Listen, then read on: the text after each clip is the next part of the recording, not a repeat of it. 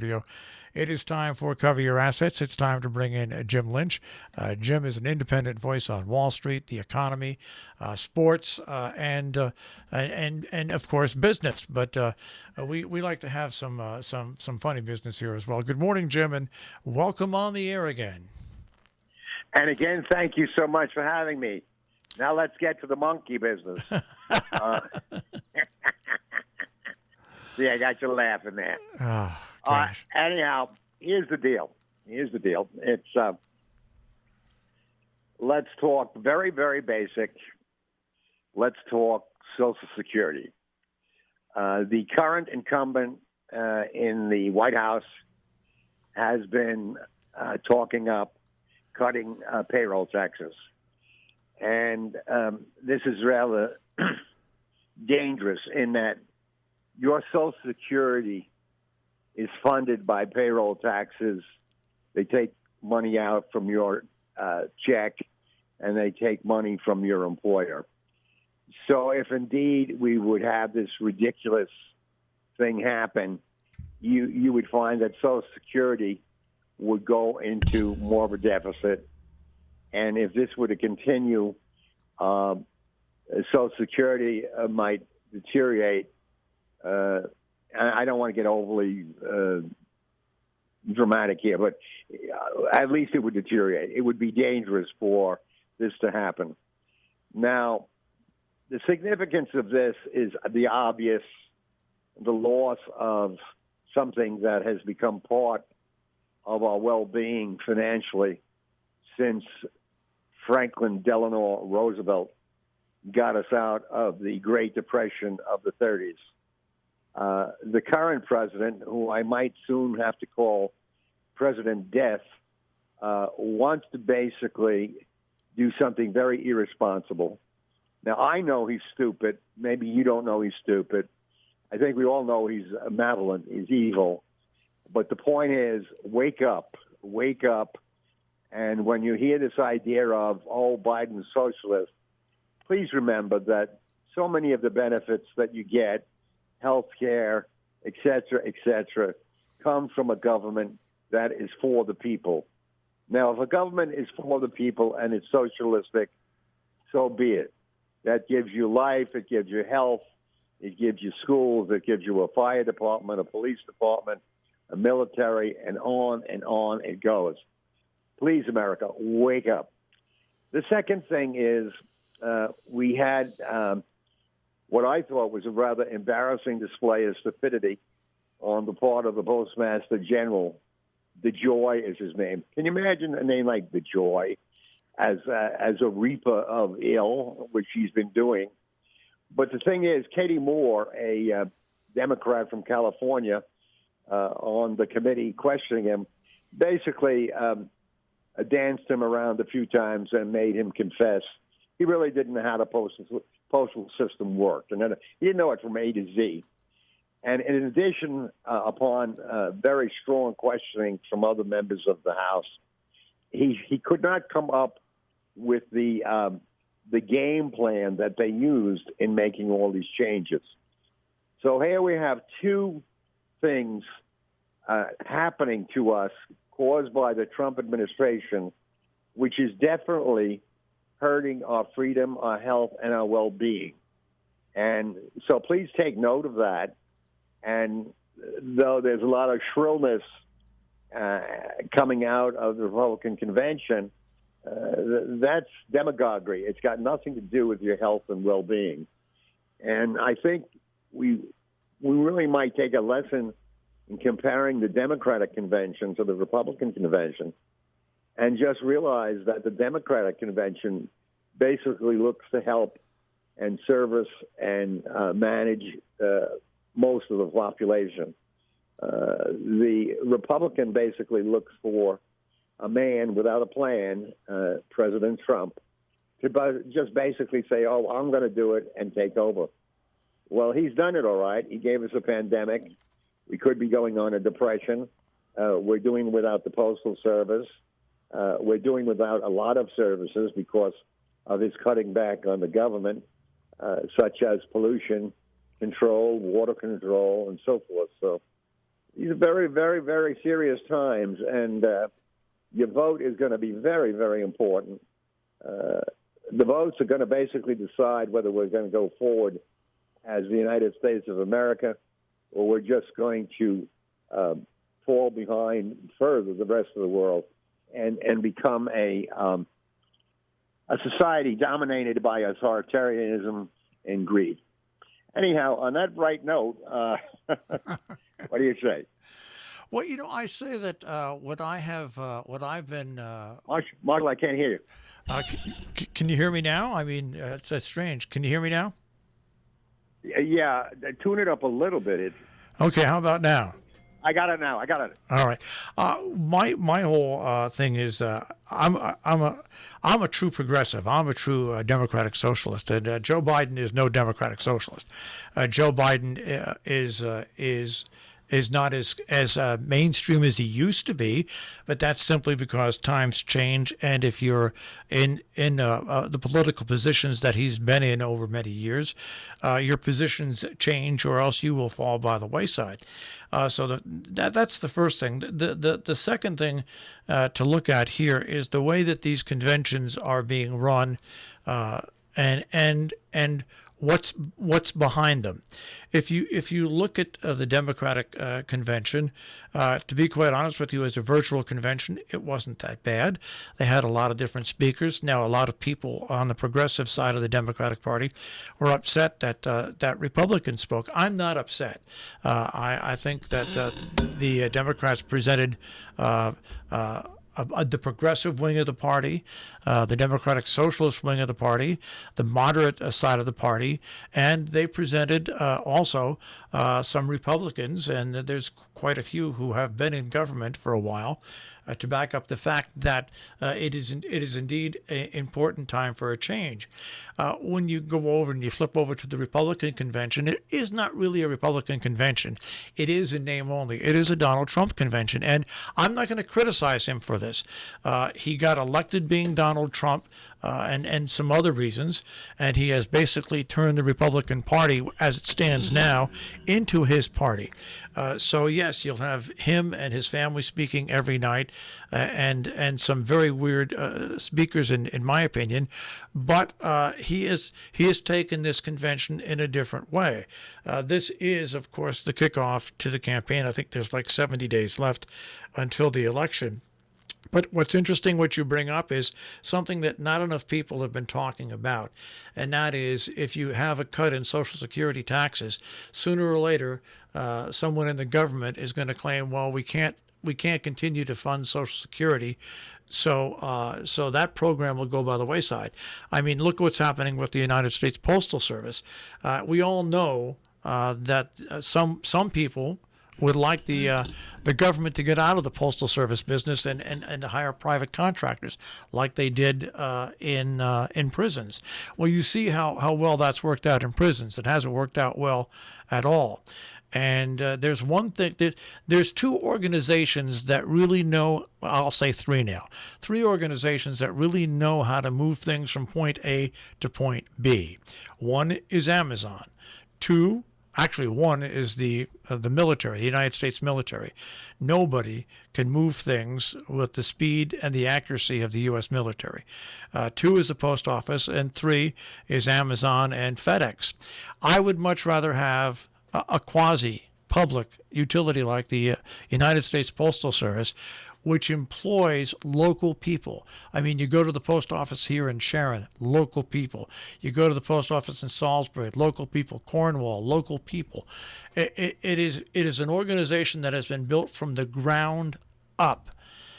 And does it have some flaws? Yeah, everything that becomes huge has some flaws.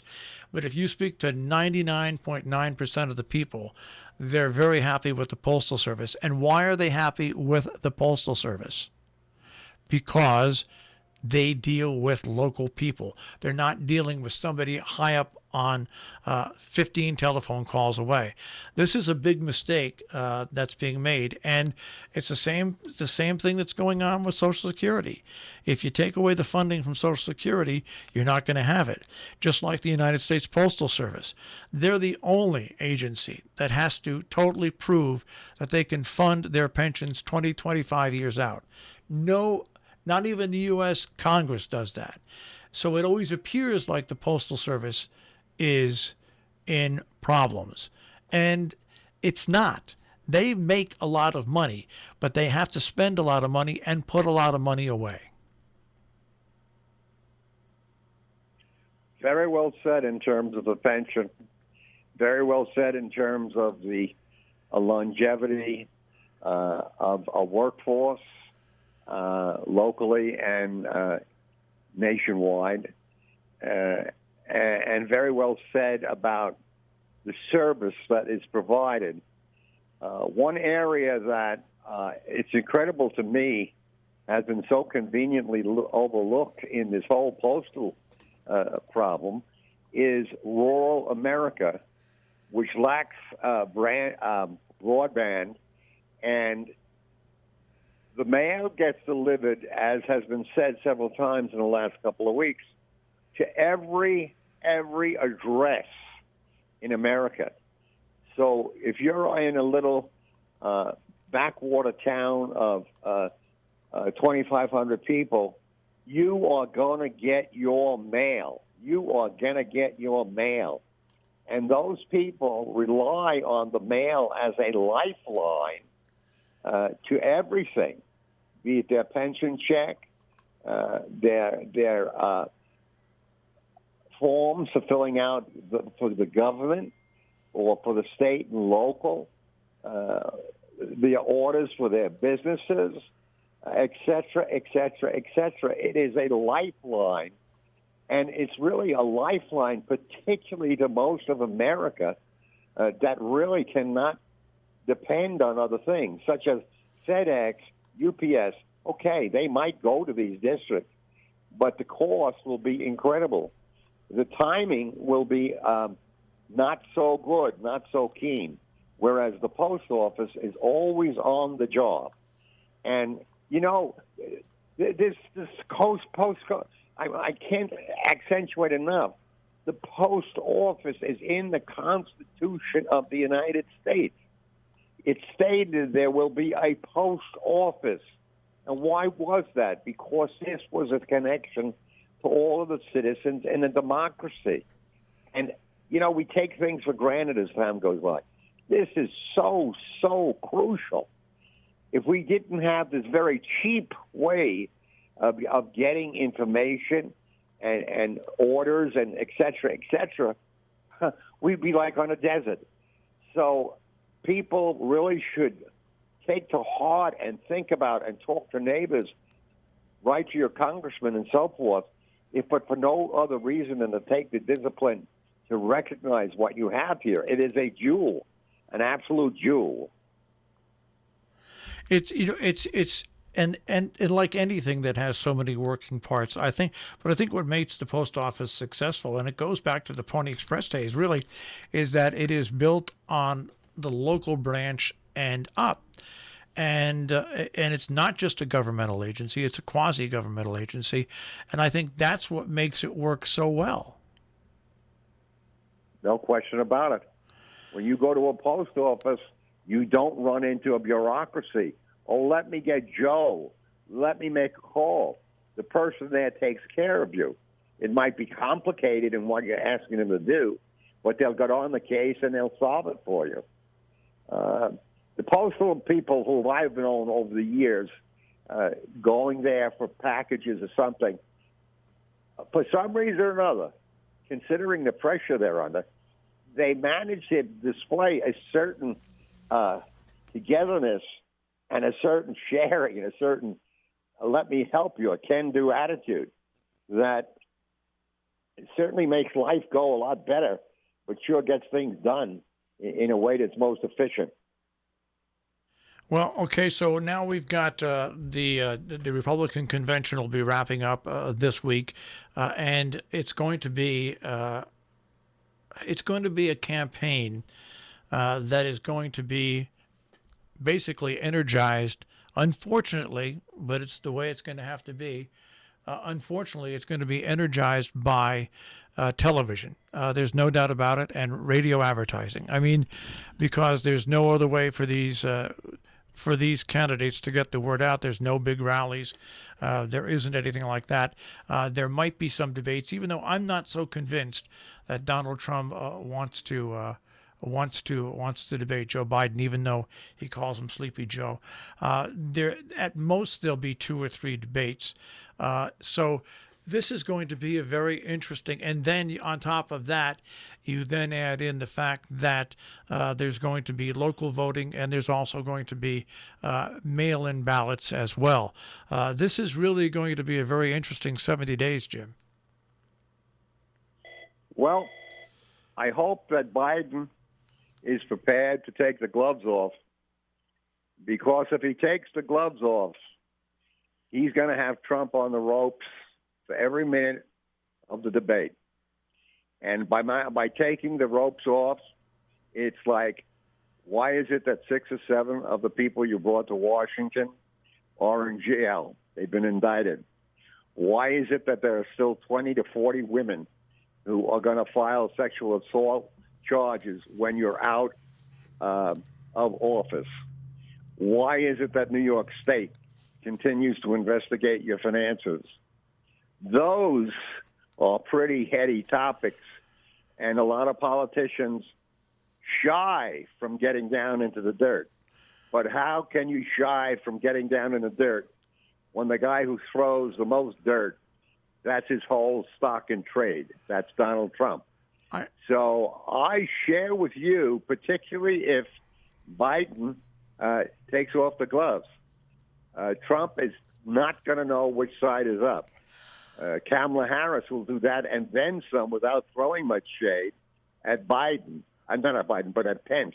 Pence is basically an inept actor. He is a toady. He is a Trump accolade, a Trump enabler. And I think she'll just tear him apart. So here's where I disagree. I don't know what's going to happen, but I just want to say something to back up my comment on Biden going after him for his sexual proclivities.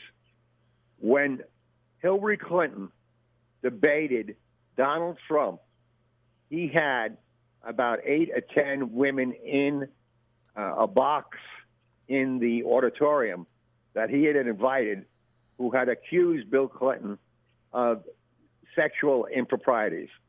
So what's good for the goose is good for the gander. You know, and I'd love to see him put into the dirt because he deserves to be in the dirt. I have to say, I really think the way Joe Biden is going to win. I can't hear you. I'd have to say that the only way I think that Joe Biden can actually win and win big is to simply to hit 4 different topics. One, the pandemic and how poorly it has been handled. That is just very, very, very huge. 2, the inept idea of cutting the Social Security funding simply because if people get their Social Security payroll taxes cut, there's not going to be enough money for Social Security to continue. 3, the fact that even though Obamacare is still around in some sort of way, the Affordable Health Care Act, after 3 years in office, after 4 years fighting it before that, there still is no replacement plan in the works at all, or improvement at all. There is no long-term medical care plan for people in this country. And then something that's very important to me that I think that people should know is that if you look at the stock market today, it has gone up high. Why has it gone up high? Because the president once again was pushing about AstraZeneca and about their possible vaccine. Well, that pumped the stock market up. I think if Joe Biden were to actually go and campaign on these 4 or 5 issues throughout the country, I think he'd have a better chance to win. Now, we only have about a minute left here, so I'll let you get the final punching words in here, Jim. Well, I agree with all your points. And I'm very hopeful that Joe, who looks like he's in tip-top shape, will be ready to go as many rounds as need be to become the next president of the United States and restore the dignity and respect of this great country. That said, I wish you all a great week. Stay well. Keep your psychology up. We'll get through this. We'll talk to you. All right, Jim, take care. You too. Jim Lynch, and Cover Your Assets this morning here on Robin Hood Radio.